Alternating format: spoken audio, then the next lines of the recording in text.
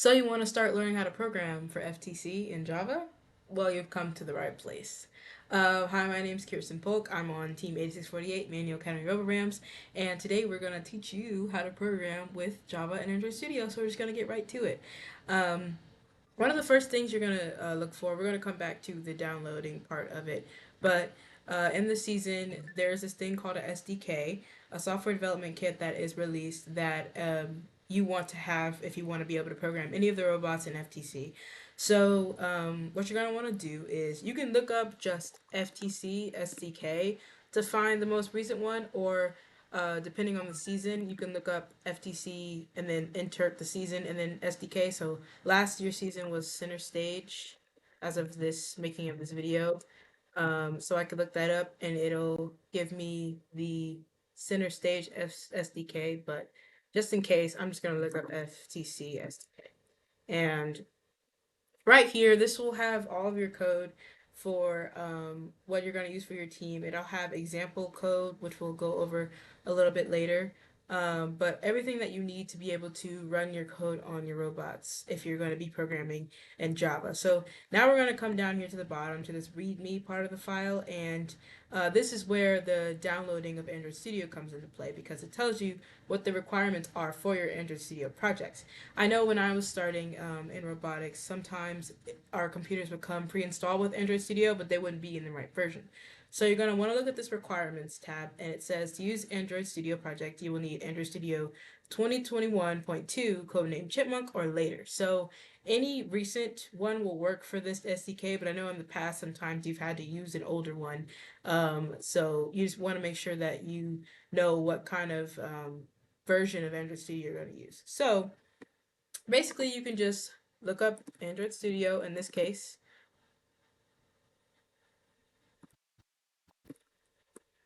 and then go to here.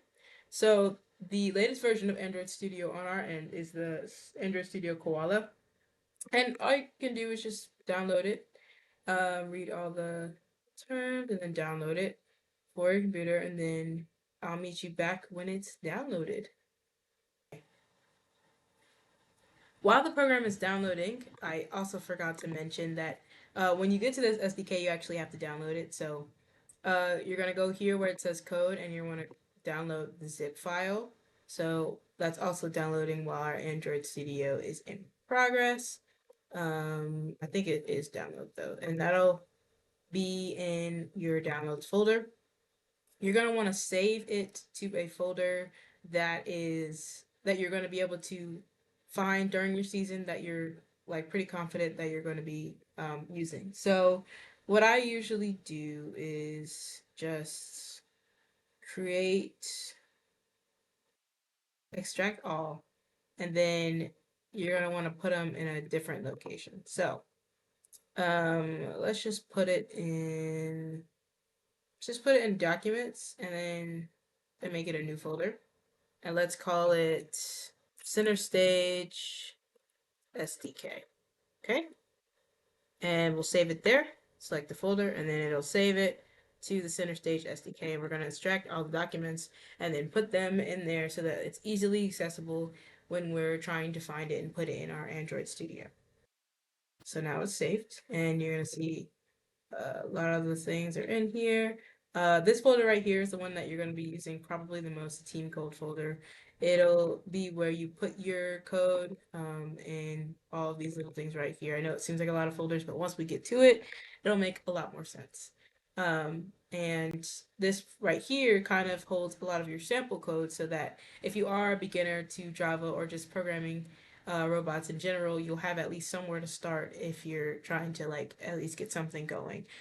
Um, so that's pretty cool that they have that for you guys. I think my Android Studio is done downloading now, so we're gonna go through the process of getting this thing started.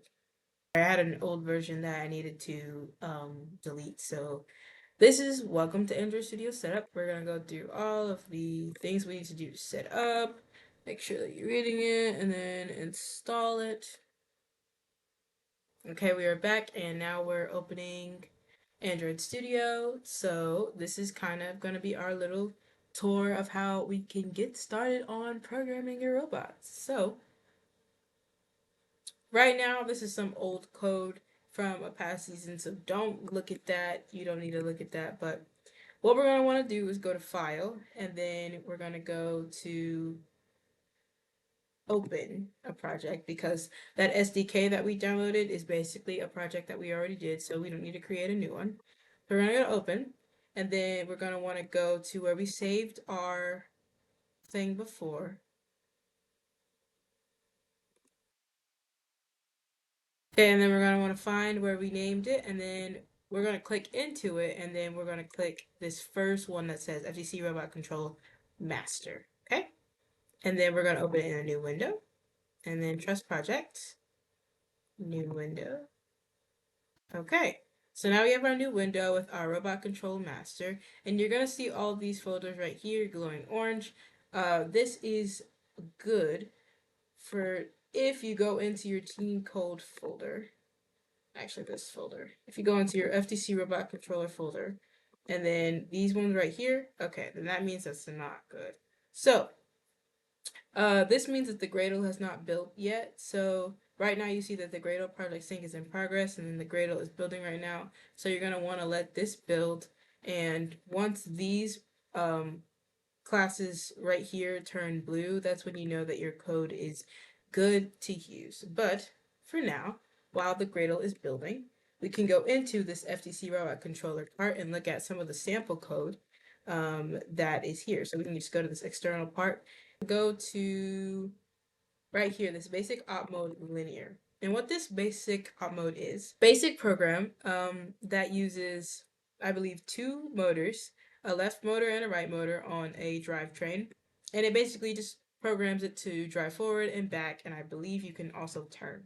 So let's just walk through this code a little bit. So we have our import statements up here where we have all the imports that we need from FTC and from some of the programs that are associated with FTC and robotics. So a lot of these things here, what kind of, as you program, you'll learn more about the imports. But we're coming down here where this right here, this at teleop, it establishes that this program is a teleop program. So in case you didn't know, there are three parts of a FTC game, which is the autonomous period, the teleop period, and then the end game. But end game is just the special point of the teleop. So the main things we're going to be working with are the autonomous and the teleop versions of program. So this right here just tells you that this is a teleop program where it's user controlled, and there are things with the controller that you have to do. So this right here, this name equals, gives the name of the program that will show up on the phone or the driver hub that the user is going to be using. And this just kind of just tells you that it's a linear op mode. It's not really important, but yeah. And then this part right here that says disabled means that this code, when you run it, it won't run onto the control hub that you're using, which we'll also go over later. So let's just get into it. So we have our public class, the basic op mode linear, which is the name of our code, and it extends to the linear op mode, which is another group of code that kind of gets it to do what it needs to do. Runtime is just the time that is running throughout the entire program, but here we have our declarations of the motors. So we have our left drive motor and our right drive motor. We know that we have two motors on whatever this robot is. So here's the actual code. The telemetry is data that is at the bottom of our driver hub slash phone where the user can see where we are in terms of the code. So when you press run, basically what will show up is it will say the status is initialized. So basically there's a button on the phone that will say init, and when you press that, it should say status initialized. And that's what this telemetry add data does. And that'll do that for any telemetry updates there are. There are a lot of different ways you can use telemetry that you will get into as you become a better skilled programmer in FTC. So here we have our declarations of what we're going to name our left and right drive in our phone. So this was basically saying that our left drive motor, we're gonna get it and then name it left underscore drive. And so when you do your configuration in the phones, you're going to want to type in this into where your left motor is located in the port so that the code knows where to send all the information that's in the code to this motor. So that's kind of what this does. Right here with the set direction, it kind of just says what it means, where you have your motors and then you set their direction. So because of the uh, type of model of program that we're using, let's say you have two motors and they are facing the same way.